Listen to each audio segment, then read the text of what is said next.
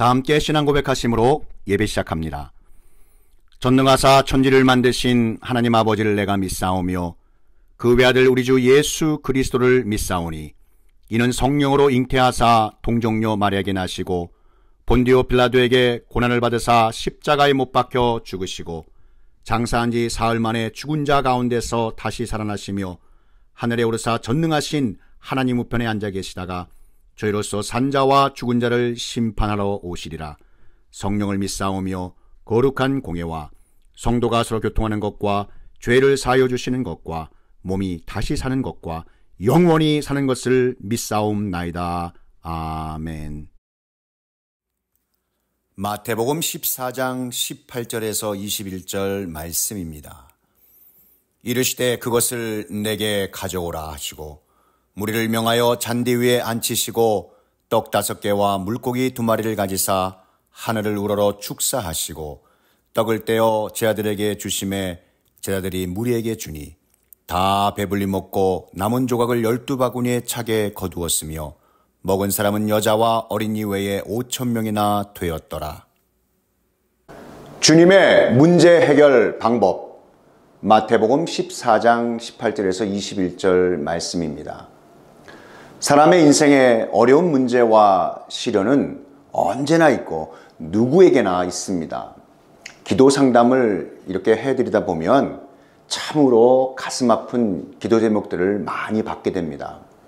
어떻게 이렇게 인생에 어려운 문제가 많은지 믿는 사람이라고 해도 예외는 아닙니다.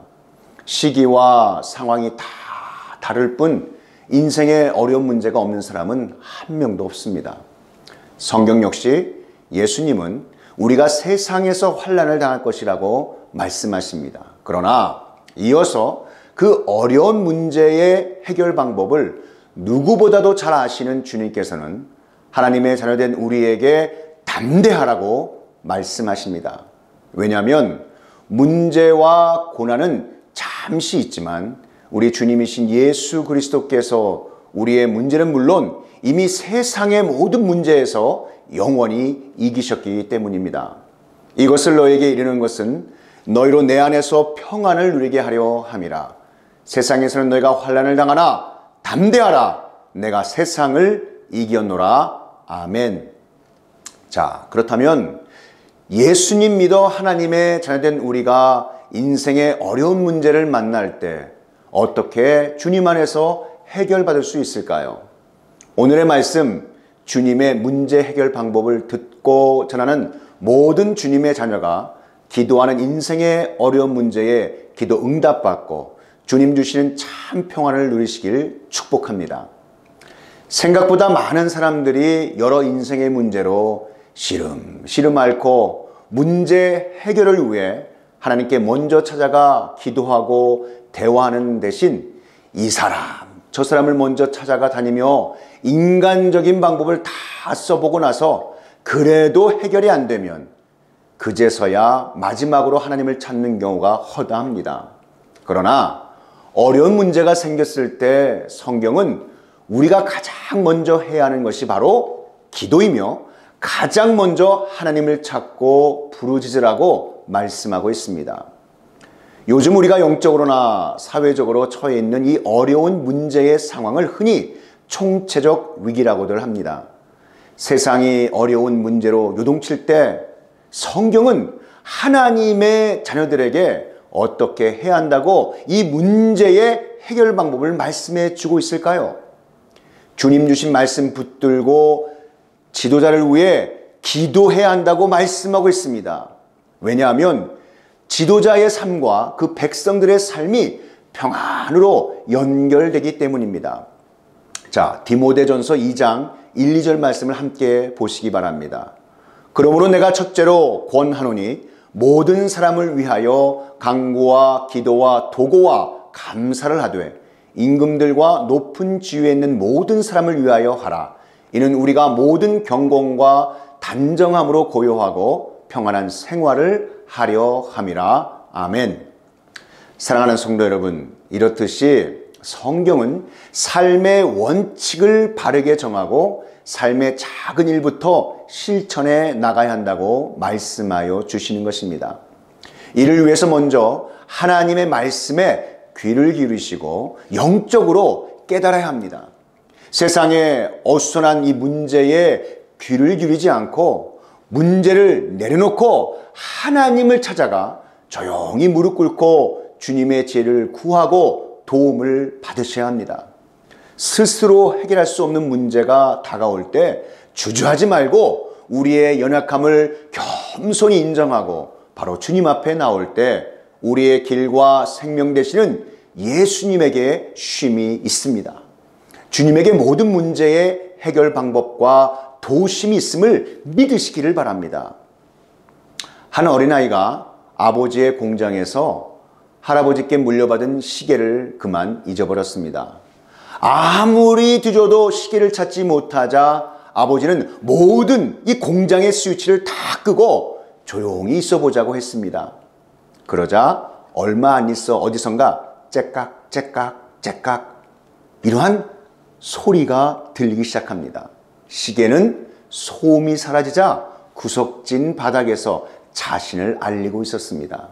아버지는 아들에게 이렇게 말합니다. 얘야, 세상이 시끄러울수록 조용히 있어보렴. 오늘도 세상 시름에 시달리는 우리에게 주님은 말씀하십니다. 얘야, 세상이 시끄러울수록 조용히 있어보렴. 잃어버린 것들을 찾을 수 있을 거야. 지금 문제가 있으십니까? 조용히 주님께 나오시기 바랍니다. 주님께서 문제 해결에 지혜를 주실 줄 믿습니다. 시편 50편 15절 말씀에 환난 날에 나를 부르라. 내가 너를 건지리니 내가 나를 영화롭게 하리로다. 아멘. 환난과 문제의 어려움을 축복으로 바꾸어 주시는 우리 하나님 아버지. 삶에 다가온 건강의 어려움, 물질의 어려움, 영적인 어려움의 문제를 만날 때 우리의 힘으로는 도저히 해결할 수 없습니다. 그러나 세상을 이기신 주님께서 친히 역사하실 때 우리에게 불어닥친 문제의 어려움을 온전히 해결해 주실 줄 믿습니다. 라고 기도하시기 바랍니다. 하나님께 부르짖는 주님의 자녀가 기도응답을 체험한다고 성경은 분명히 우리에게 말씀하고 계십니다. 어려운 문제를 만날 때 말씀은 오히려 하나님께 부르짖을 수 있는 절호의 기회이자 찬스라고 말씀하고 계십니다.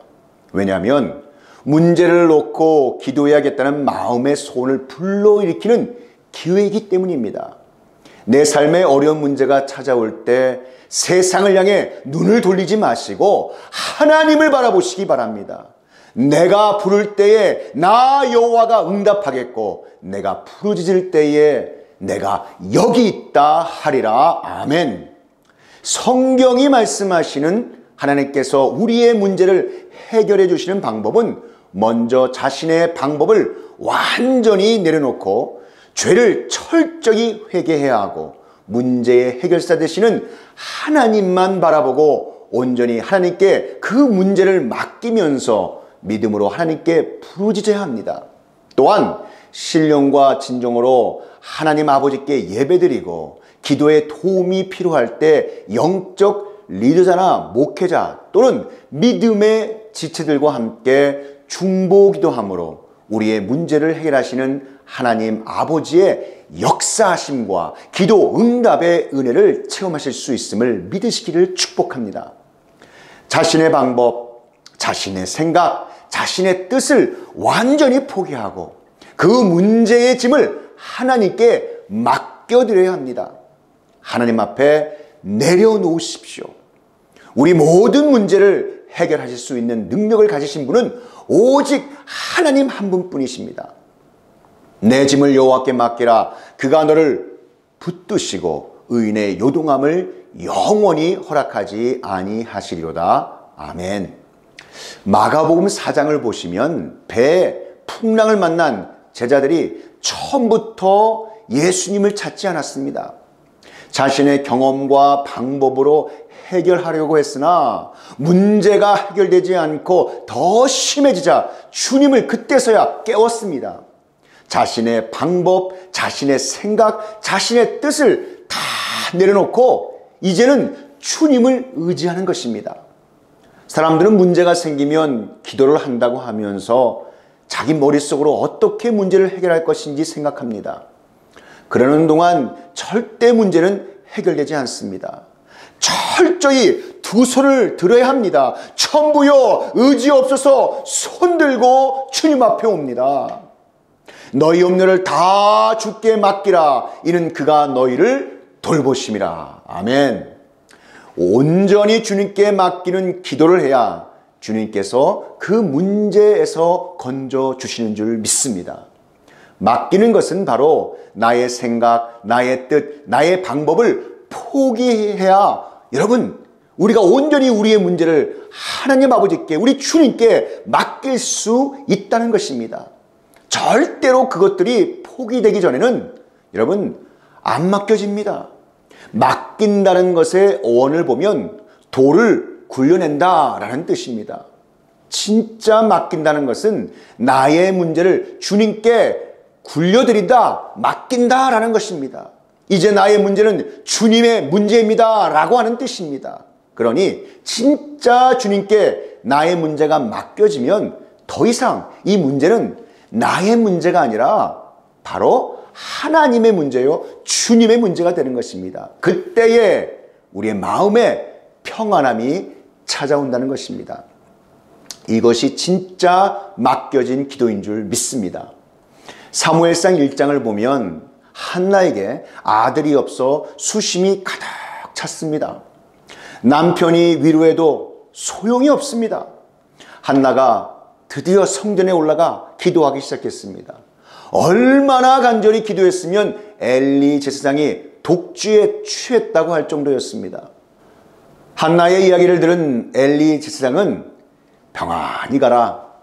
이스라엘의 하나님이 너의 기도하여 구한 것을 허락하시기를 원하노라 라고 선포합니다.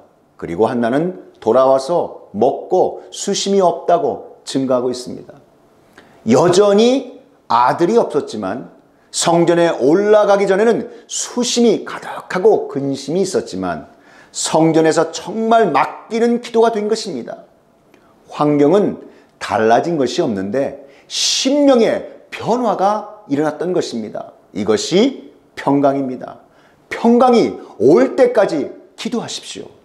문제나 환난을 가지고 기도하는데 마음이 불안하고 답답하고 계속 염려가 있으면 완전히 맡기는 기도에 양이 찰 때까지 기도하시기 바랍니다.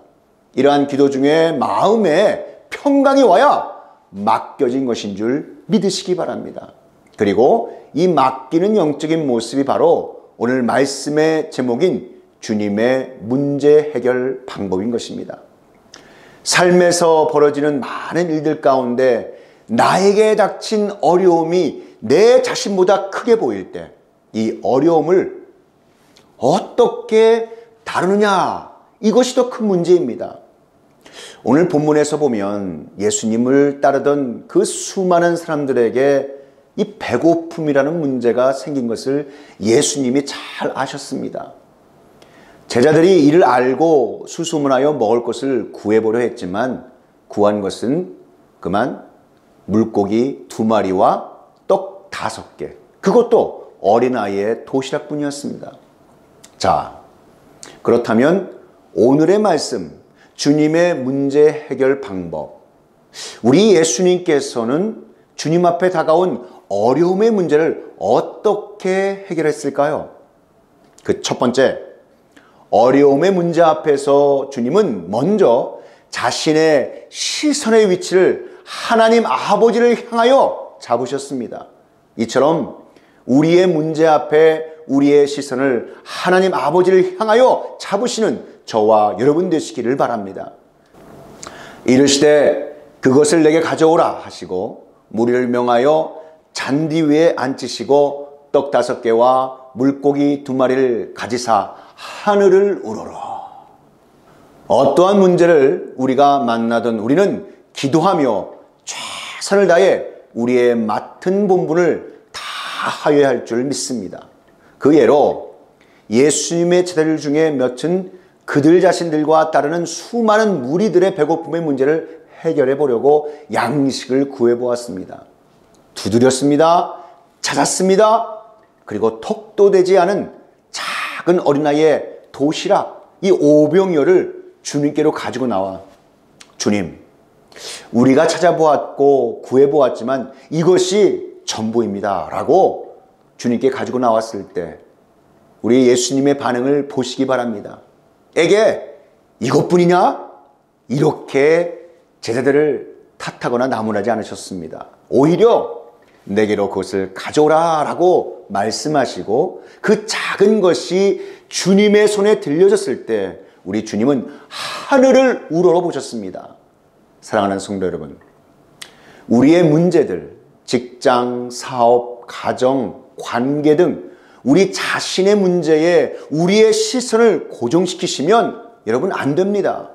우리의 문제에 시선이 가 있는 그 마음의 시선을 우리의 문제에서 떼어내어 우리의 시선이 있어야 할 것, 우리의 문제를 해결해 주실 수 있는, 바로 해결해 주실 수 있는 하나님 아버지께로 향해 될 줄 믿습니다. 문제를 바라보면 낙심과 근심이 됩니다. 나의 문제를 해결해 줄 수 있는 사람이 있다고 생각이 드는 그 사람을 바라보면 결국 서운함이 우리에게 엄습해 올 수밖에 없습니다. 예수 그리스도가 문제를 대하실 때 먼저 문제에서 눈을 떼어버리고 바라봄 시선의 위치를 다시 잡으셨습니다. 하늘을 우러러. 사랑하는 성도 여러분, 여러분의 문제에 시선을 두지 마시기 바랍니다. 우리 마음에 가 있는 문제에서 우리의 시선을 떼어내야 합니다. 시편 121편 1절 2절 말씀에 내가 산을 향하여 눈을 들리라. 나의 도움이 어디서 올까? 나의 도움은 천지를 지으신 여호와에게서로다. 아멘.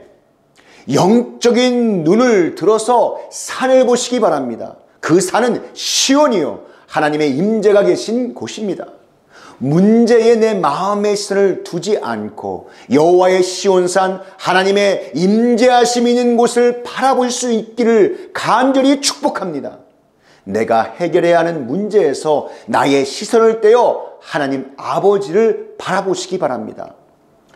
여러분, 바른 기도의 자세는 나의 마음의 시선을 떼어 하나님 아버지께로 그 시선을 가져가는 것입니다.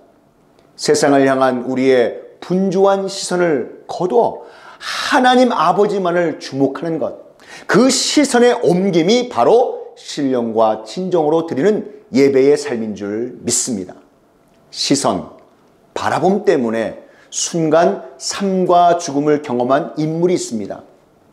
바로 시몬 베드로입니다.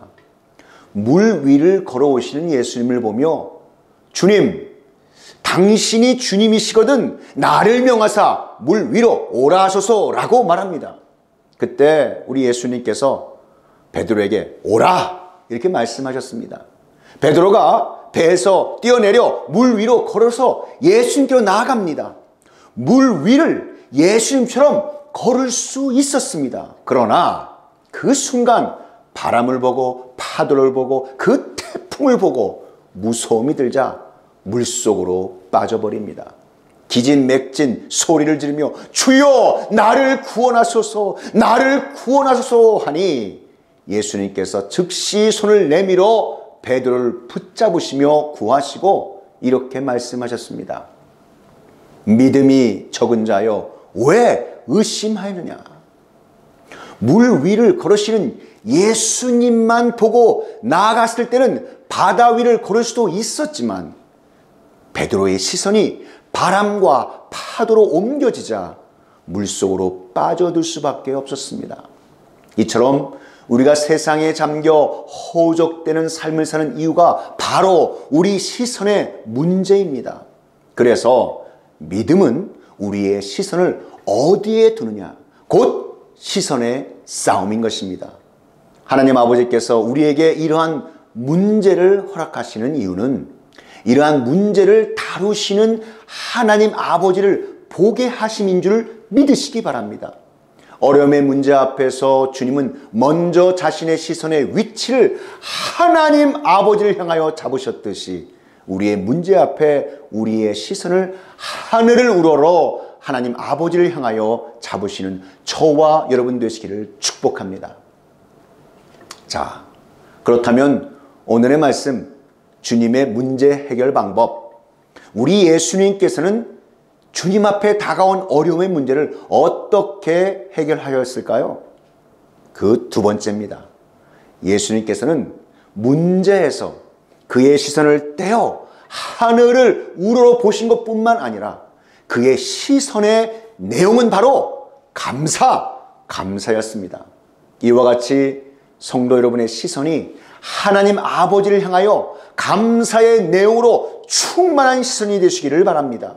하늘을 우러러 축사하시고 턱없이 부족한 오병이어를 가지고도 예수님은 하나님 아버지, 하늘을 우러러 감사와 찬양을 하나님 아버지께 드리셨습니다.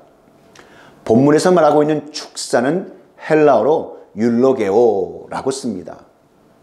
좋은 말을 하다, 좋은 찬양을 하다, 하나님이 기뻐하시는, 하나님 아버지께서 좋게 여기시는 찬양을 하다라는 의미입니다. 하나님을 찬양하는데 감사의 찬양을 드리는 것입니다. 예수님의 감사의 찬양의 시점은 문제 해결 전에 일어났던 일입니다. 성도 여러분, 우리가 문제 앞에 시선을 뒀기 때문에 감사하지 못합니다. 그런데 우리의 마음의 시선을 하나님 아버지께로 돌리면 하나님 아버지께 우리의 시선을 둘 때 하나님의 선하심과 그의 능력을 알기에 감사와 찬양을 돌릴 수 있음을 믿으시기 바랍니다. 역대하 20장 22절 말씀을 보시기 바랍니다.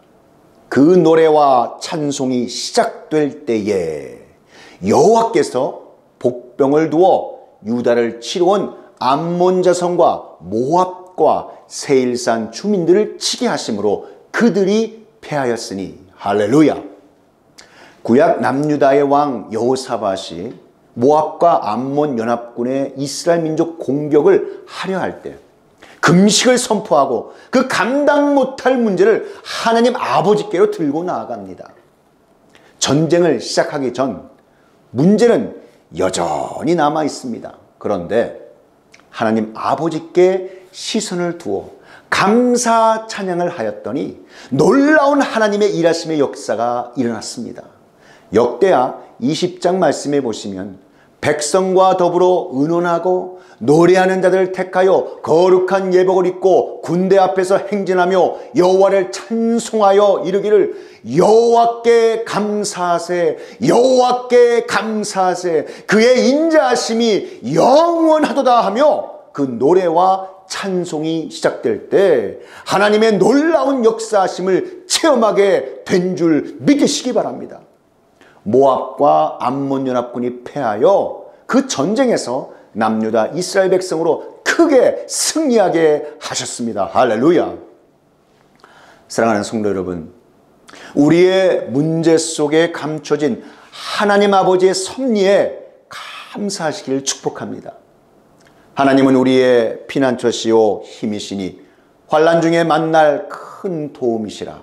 그러므로 땅이 변하든지 산에 흔들려 바다 가운데 빠지든지 바닷물이 흉흉하고 뛰놀든지 그것이 넘침으로 산이 요동할지라도 우리는 두려워 아니하리로다. 할렐루야. 우리의 문제는 기적의 씨앗입니다. 문제는 기적을 창조하는 영적 재료입니다. 문제를 좋아하는 사람은 이 세상에 없습니다. 문제는 우리에게 고통을 줍니다. 문제는 상처를 줍니다. 문제는 우리를 매우 불편하게 합니다. 문제는 갈등을 유발하고 위기에 직면하게 합니다. 문제가 올 때 우리는 벼랑 끝에 선 느낌을 갖습니다. 문제는 우리를 좌절시킵니다. 문제는 우리를 피곤하게 하고 낙심케 합니다. 그러나 하나님은 우리의 문제를 영적 기적의 재료로 사용하시는 줄 믿으시기 바랍니다. 문제 속에서 기회를 볼 수 있도록 우리의 영적인 눈을 열어주십니다. 문제 속에서 주님의 비전을 볼 수 있도록 영적인 눈을 열어주시는 줄 믿으시기 바랍니다. 자, 성경은 문제 때문에 하나님을 만나고 하나님의 기적을 경험한 많은 사람들의 이야기로 가득 차 있습니다. 빈들에서 먹을 것이 없었기 때문에 오병이어로 남자만 장정만 5,000명을 먹이는 예수님의 기적을 경험했습니다. 문제를 무조건 없애달라고 기도하지 마십시오. 오히려 문제 때문에 더욱 잘되고 더욱 지혜로운 삶이 되게 해달라고 여러분 기도하시기 바랍니다. 우리가 직면하고 있는 문제가 무엇이든 그 문제를 영적 기적의 재료로 삼으시는 저와 여러분 되시기를 축복합니다. 예수님의 손에 우리의 문제를 올려놓으십시다. 그때 예수님은 우리의 문제를 영적 재료 삼아 기적을 창조해 주실 줄 믿습니다. 아무것도 염려하지 말고 오직 모든 일에 기도와 간구로 너희 구할 것을 감사함으로 하나님께 아뢰라. 아멘. 사랑하는 성도 여러분, 오늘의 말씀 주님의 문제 해결 방법. 우리 예수님께서는 주님 앞에 다가온 어려움의 문제 해결의 방법은 어려움의 문제 앞에서 주님은 먼저 자신의 시선의 위치를 하나님 아버지를 향하여 잡으셨습니다. 예수님께서는 문제에서 그의 시선을 떼어 하늘을 우러러 보신 것뿐만 아니라 그의 시선의 내용은 바로 감사였습니다. 이와 같이 성도 여러분의 시선이 하나님 아버지를 향하여 감사의 내용이 충만한 시선이 되셔서 우리 앞에 놓인 문제를 예수님의 방법으로 하나하나 해결되어지는 하나님 아버지의 크신 일하심의 역사가 우리 가운데 충만하시기를 우리 구주 예수 그리스도의 이름으로 축원합니다. 다 함께 기도드리시겠습니다.